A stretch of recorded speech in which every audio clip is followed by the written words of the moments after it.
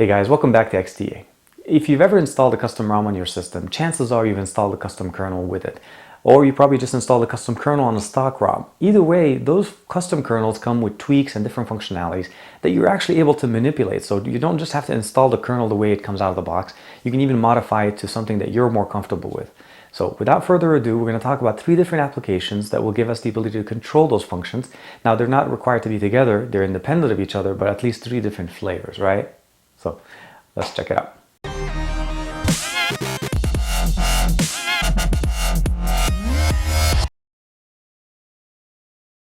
We're going to take a look at 3 different applications. The first one is Trickster Mod, the other one is Kernel Toolkit, and the last one is Frankl Kernel Updater, or FKupdater. So the main thing you want to make sure here is that these applications obviously duplicate their functionalities. I wanted to show you guys the aesthetics and the functionalities within each application, and then kind of give you just the different flavors of what's available on the market. Again, the first thing we're going to look for is the Trickster Mod.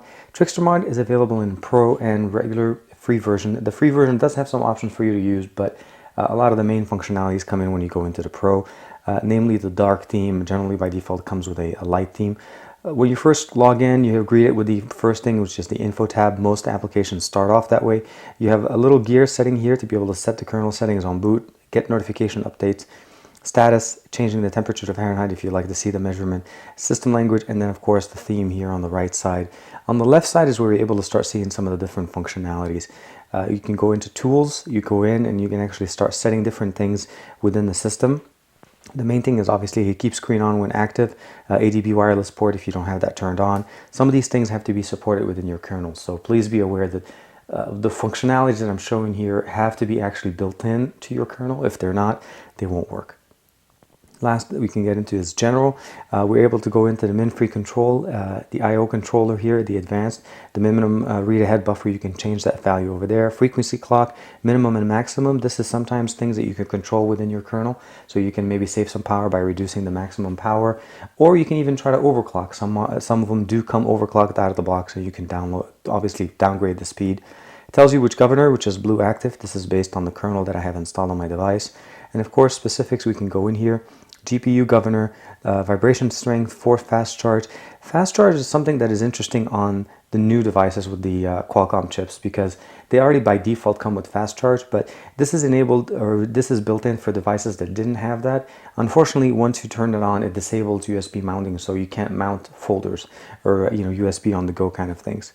The other thing here is the MPU voltage. You have different, the different settings here, and you can undervolt or overvolt. I would only recommend controlling these things if you have experience knowing how to do that.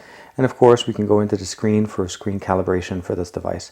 Overall, very nice. I like the setup and I like the UI of the way it looks, but it kind of looks almost bland a little bit with the setup as far as the coloring. And this is where the Kernel Toolkit comes in. It's aesthetically much better built as far as the information that you get, and then you're able to go into the night and day theme. I'll just revert this to dark so I can keep the screen looking nice. You can see the different cores that you have on your CPU, the 4 cores, which ones are working, which ones are not, the voltage, the RAM usage, the GPU frequency, and then of course it keeps a tally, similar to the other one with the Trickster Mod. And then we can go into CPU settings. We're able to go in, again, tells us the blue active, which is the governor that's currently running on our device, minimum and maximum speed, and we can tweak some of those values. And then we'll go one more level. The I/O controller, again, currently read ahead is 256 megabytes. Some people like to bump it up, but I guess it's been working fine for me.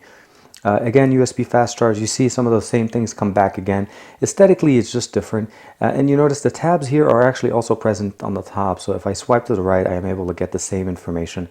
This is just miscellaneous. And as we get further to the right, some of these features are only available in the Pro version. But there are other options that you're able to put in as far as battery saving profiles, being able to maybe underclock the CPU when the screen is off, and then run it back to normal, and then control the level of CPUs that you want to use. So different things, different profiles are also built in. The last one we're going to look for is the Frankl Kernel Updater. This app is actually meant for the Frankl kernel supported devices, so this may not work on your device if you don't have a Nexus type device that has support from Frankl kernel. The main thing I wanted to show you guys here, obviously you can see if there's a new version of the Frankl kernel available, the XDA thread. The last thing I want to show you here is, get GPU, kernel settings, file manager, color control, which is what we were looking before, per app profile, so you're able to set the profile on your device based on applications. You're not limited into the sense of what, it's just a general profile for everything. And then the other thing that we want to go here is performance, system performance. Now this isn't turned on here because I'm not running an actual Frankl kernel, but built into this actual kernel is 3 different performance mode: a full high performance, 4 cores running at all times, medium, and then low. And then gives you the ability to save battery at that point. So we got to see the applications that help us control kernels that we installed. And just a caveat. Kernel is that layer of processing that goes between the application layer and the actual system, the CPU, the memory. So you're controlling a lot of your hardware by using the different functionalities with the kernel. So please be aware that the kernel that you're running on your system could be as important almost as the ROM that you're running on your system. So you need to make sure to kind of find the right match. Most ROM developers will provide you with the kernel that's most compatible with their system, but if you read through the threads, generally there's a lot more pro tips in there as far as what other kernels have worked.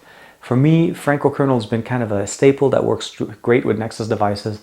Unfortunately, on BlissPop, it didn't have that much of a great experience, so I went with Code Blue as far as the kernel, and it's been working very well, and I've had good battery savings on that. So that's another thing. Kernels can help you provide or actually set your system up to actually have a much better performance profile, meaning not activating all 4 cores at the same time. You can even set profiles to have a lower frequency when your CPU or when your device is off so that you don't use as much battery, and then bump back to normal, or even undervolt the CPU a little bit to be able to kind of work some things to save battery. Of course, the minimum and maximum frequency on the CPU is another thing that you want to be aware of. Sometimes you can overclock it, which generally is come out of the box. If you're downloading a kernel that has overclock built in, they're already built it, and then you've generally turned it on. And you can either do that or you just revert it back to normal. And then you can change the different settings as far as governors, setting it on boot. All of those things can be set within these applications.